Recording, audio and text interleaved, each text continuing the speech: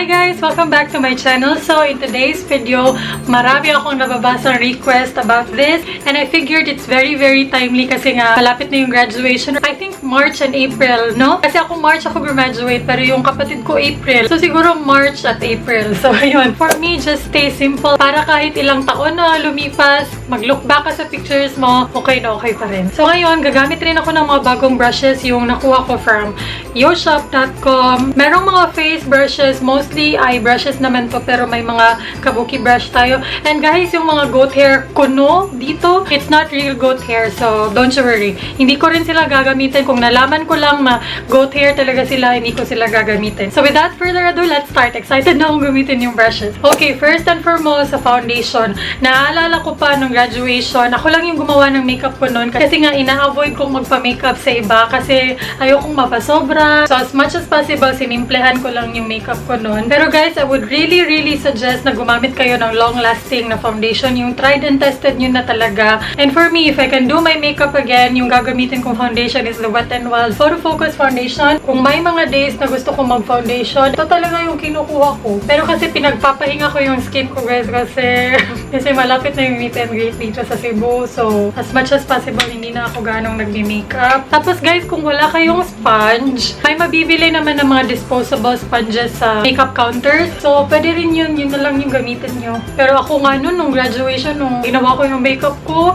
fingers lang ata ginamit ko guys. Kasi wala pa akong ganong makeup noon. Hindi ko naman kayo mapipigilan kung gusto nyo talaga ng full coverage na foundation. Go lang, push lang. Kung gusto nyo full coverage talaga, like plakado, push. As long as confident ka sa makeup mo, push. So after foundation, kung medyo dark yung under eyes nyo, mag-concealer kayo. Pero kung hindi naman gaano, pwede rin naman mag-concealer kayo para ma-brighten up lang at para ma-highlight lang yung dito nyo para magandang tingnan sa pictures. So yan yung gagawin ko. Highlighting lang, hindi talaga concealing. So, maglalagay ako ng concealer. Ang ginagamit ko is the same concealer.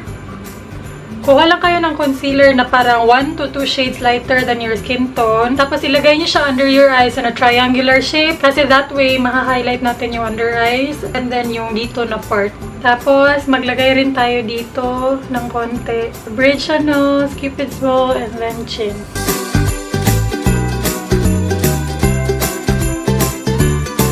Dab lang guys ha. As much as possible, dab lang. Dab. Huwag mo i-drag yung concealer kasi mamumove yung foundation underneath it. Be patient lang.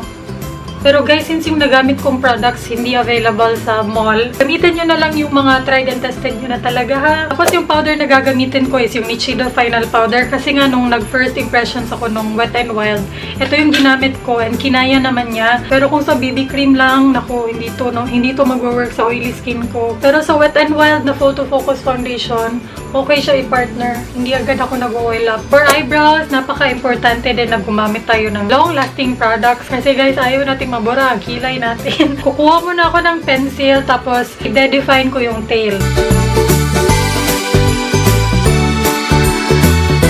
Pagkatapos yung i-define yung tail, kumuha kayo ng eyebrow wax. Dalawa yung angled brush dito, pero yung isa parang may ewan. Ayan, yung angled brush from Yoshop.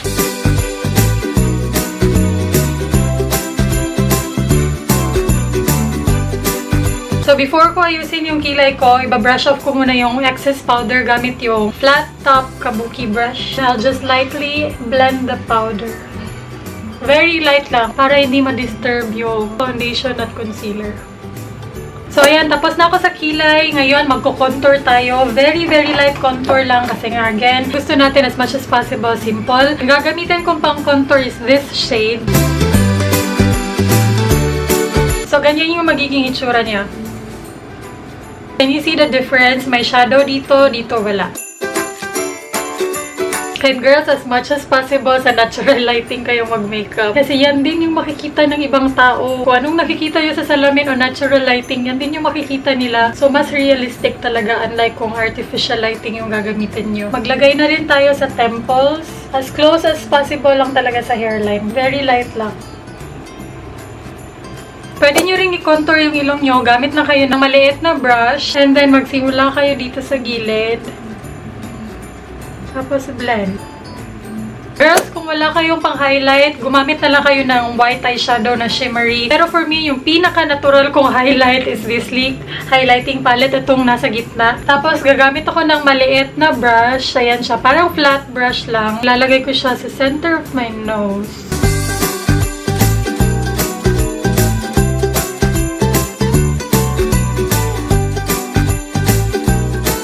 And sa lahat ng mga drugstore blushes ko na pinagkakatiwalaan ko talaga na maglalast the whole day is yung Sassy Colors in the shade Blushing Berry. Alam nyo kung gano'n ko to kagusto, hindi ko na kailangan i-explain. I will be using the same powder brush. Tapos, one tap, yun lang yung gagamitin ko. Matte blush kasi to, so perfect to for events like this. Huwag lang pa sobra kasi napaka-pigmented nito, guys. Medyo kakalmahin ko yung sarili ko sa paglalagay ng blush kasi alam ko mabigat yung kamay ko sa blush. May dumating lang na bisita pero I'm back.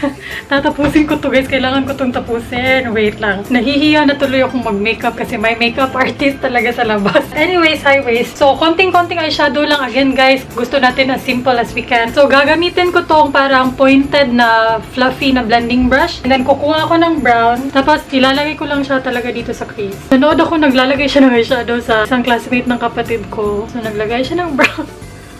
Kokopyahin na talaga, no? Hindi naman ganun kabongga yung gagamitin ko. Uy, bongga to! I like it. Nalalagay ko talaga siya sa crease, tapos blend. Bongga. Tapos kukuha ako ng flat brush and then maglalagay ako ng shimmery eyeshadow. Kahit anong shimmery eyeshadow pwede niyong gamitin. Yung ginamit ng makeup artist nga doon, parang white eyeshadow lang na shimmery, tapos binasa niyo ng tubig. Tapos yan, yun na yung nilagay niya all over the lids. And then may isang brush pa dito na pointed talaga. Kukuha ako ng dark brown, tapos ilagay niyo sa outer corners. Tapos kukunin ko lang tong blending brush and then blend the edges. Tapos again, using the flat brush, kuha kayo ng dark brown and then ilagay nyo lang siya sa lower lash line. Tapos again, blend. And then sabi ni Bakla, importante yung highlight sa inner corner. So maglalagay ako ng highlight. Again, shimmery eyeshadow lang, guys. Okay na yan. Sa kanya nga, binabasa niya lang yung eyeshadow. Tapos yun yung ginagamit niya. So at this point, gusto nyo na mag-eyeliner, mag-mascara. Kung anong gusto nyo, guys. Kung saan kayo confident, dun lang kayo. Kung hindi kayo confident, mag-liquid eyeliner, mga gel liner, huwag yung gawin. Mag-mascara na lang kayo. So kung saan kayo confident, yun yung gawin nyo. So tapos na ako maglagay ng liquid liner. Yung liquid liner ko, guys, sobrang manipis lang. And hindi na ako nag-wing. No, yung normal liner lang talaga yung ginawa ko. Tapos nag-mascara. And then by the way, naglagay din ako ng konting-konting highlight sa brow bone. So ngayon, magli-lipstick na lang. Lipstick na lang yung gagawin natin. Para sa akin, mas okay ko yung pinkish na tone. Wag yung mga red. Pero nasa sa inyo pa rin yan. Again, kung saan kayo confident, doon kayo. Pero for me, I would stick to neutral colors lang. So yung gagamitin ko is yung MAC Kinda Sexy. Ito talaga, guys, pag may special occasions talaga akong pupuntahan, wala talaga akong gagamiting ibang lipstick. Ito lang talaga. Ito yung pinagkakatiwalaan ko na okay tingnan sa pictures. Kahit mag-look back ako a few years from now, okay na okay siyang tingnan. So, kung wala kayong MAC na Kinda Sexy yung shade, i-try nyo yung Fashion 21 Bronze.